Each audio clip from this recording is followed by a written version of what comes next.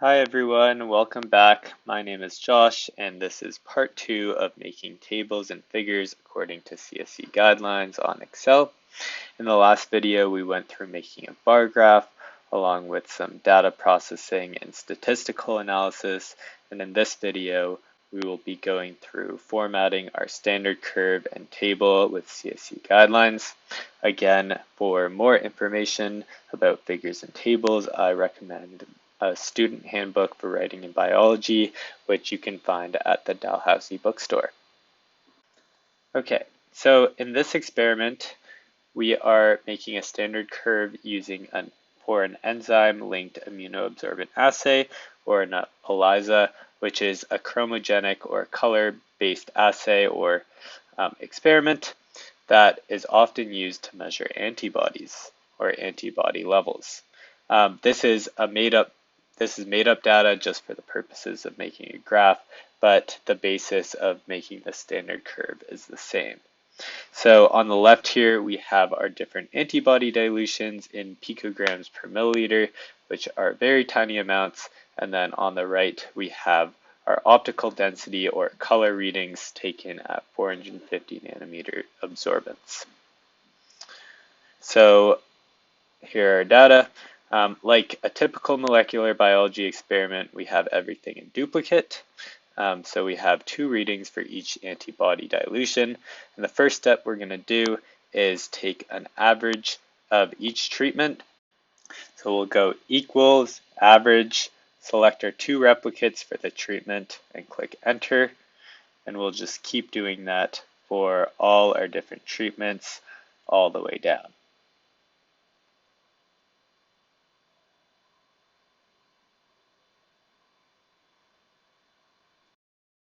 Okay, so now we want to take our quote-unquote corrected color signal, which is taking the optical density of each of our antibody dilutions and subtracting it from our reading with no antibody, which would be our background.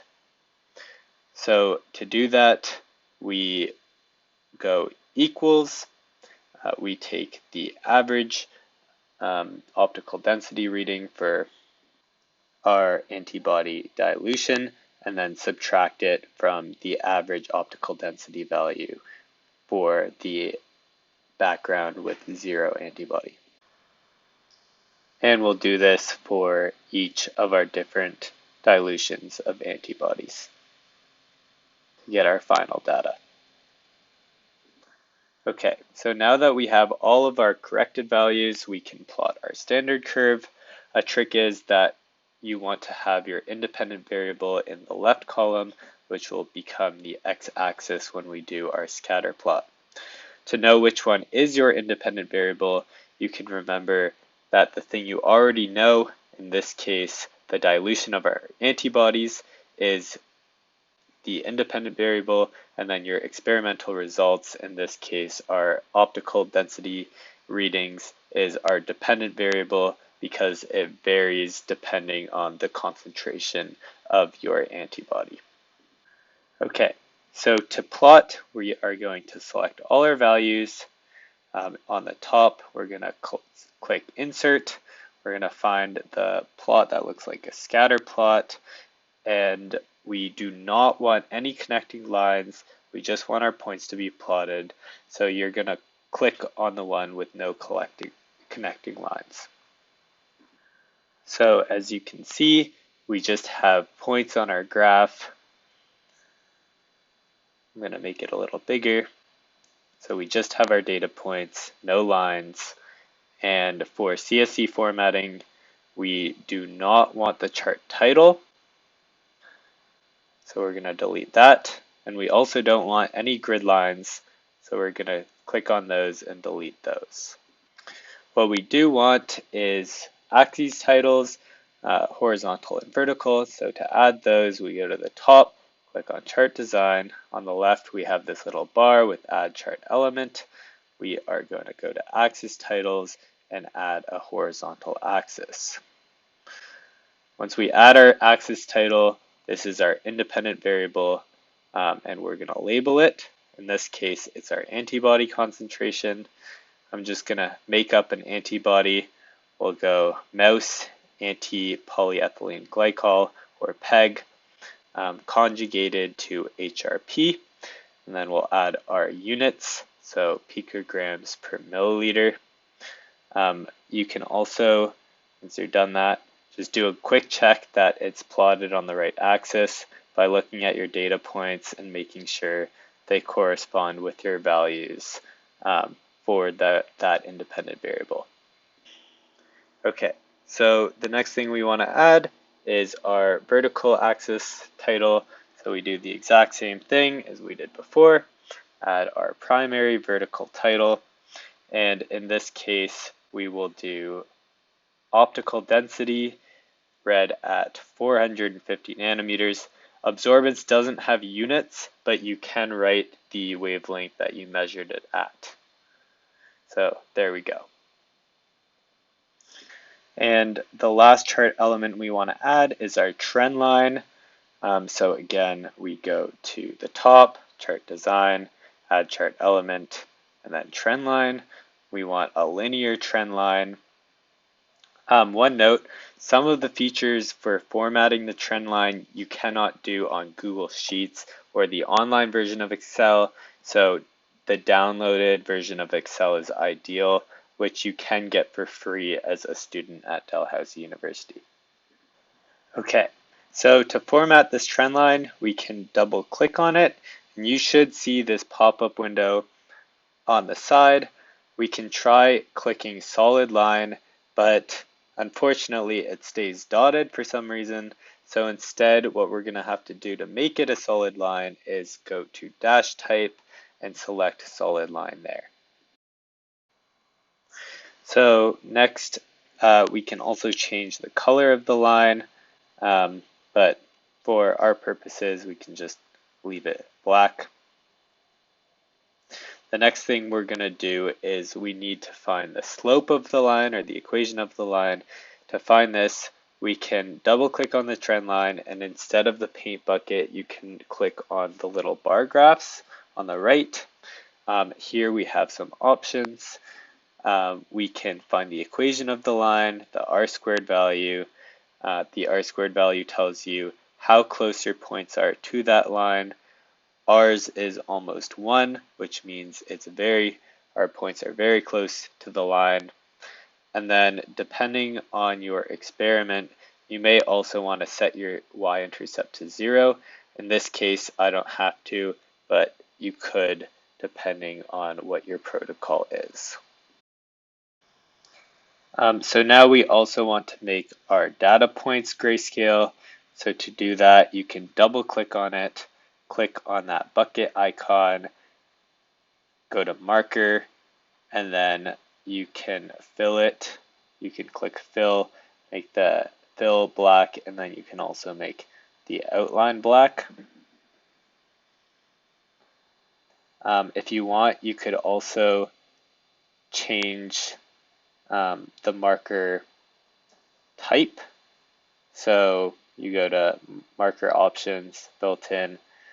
In this case, I'll put it as a triangle, but that doesn't really matter for the purposes of your graph. So the next thing we can do is change our fonts for the axis title. So this is just how you would normally edit text. You go to the top bar and you can change the font to black, increase the size. Same thing for the numbers along each of the axes, and the horizontal title. And you can just make them all the same size.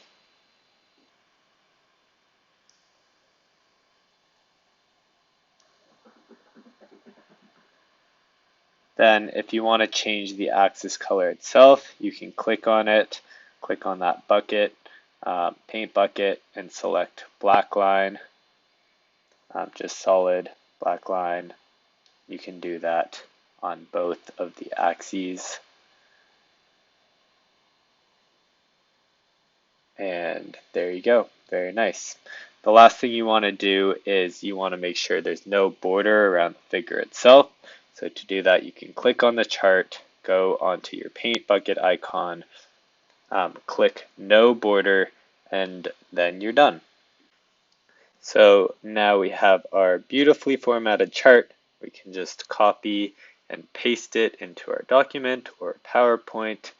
And then again, the figure caption goes below, and you want to describe the figure so that somebody looking at it could understand what it's about in each part of the graph. Very nice. So next we will go through how to make a table CSV format.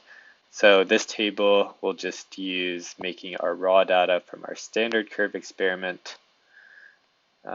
So once you just go to insert and insert your table, we'll just copy paste our information in here. And to make the table clear, I'll just make the optical density measurement as optical density and then measured at our 450 nanometers. And I'll add optical density to our average just to make it extra clear. So now we have our formatting. So in Word, we can just click on the table, and then at the top, we can hit Table Design. And once we're here, I find the easiest way to do it is to start by selecting everything, clicking on the border icon, and then selecting no border, which will wipe all of the grid lines off our table.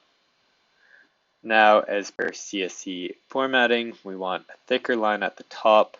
So to do that, you can go to Table Design. You can select a thick line using the drop-down menu here, and then you can click on this border painter tool. Then you can either click on each section you want to paint, or you can hold down on the mouse or mouse pad and drag it across, and it will paint all of the borders in that thickness. So we'll do the same thing for the bottom. Then we want a thinner line below, beneath the column titles. So we will select a thinner line, and then just the border painter tool, drag across, and then we're done. So we can then just add our descriptive table title, and then we are all finished with all of our figures and tables. You can see once we actually press like a print button, you can see those kind of in place grid lines are also gone, and it looks all perfect. So I hope that was helpful, and good luck in your lab.